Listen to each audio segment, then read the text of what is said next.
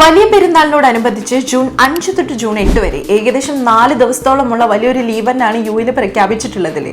പക്ഷേ ഈ വലിയ പെരുന്നാൾക്കും പണിയെടുക്കേണ്ടി വരുന്ന ഒരുപാട് തൊഴിലാളികൾ നമുക്കിടയിലുണ്ട്. ഓരോ കാറ്റഗറി ബേസ് ചെയ്തിട്ടായിരിക്കും ഇവർക്ക് ഈദിന് ലീവ് കൊടുക്കുക. പക്ഷേ ഈ ലീവും കിട്ടാത്ത ആളുകൾക്കിടയിൽ എന്താണ് അവർക്ക് ലഭിക്കേണ്ട ആനുകൂല്യങ്ങൾ എന്നുള്ള കാര്യത്തിൽ ഭയങ്കര സംശയം ഉണ്ടാവില്ലേ.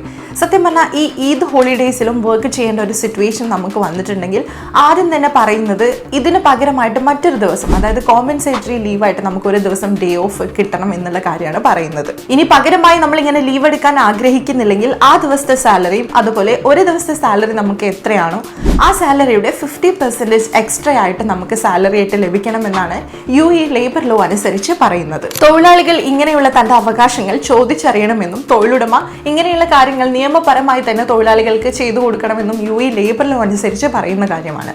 അപ്പോൾ ഇത്തരത്തിലുള്ള കാര്യങ്ങളൊക്കെ ഒന്ന് ശ്രദ്ധിക്കുന്നത് നല്ലതാണ്. ഇങ്ങനെയുള്ള യുഎഇ അപ്ഡേറ്റ്സിന് നമ്മുടെ പേജ് ഫോളോ ചെയ്യാൻ മറക്കണ്ട.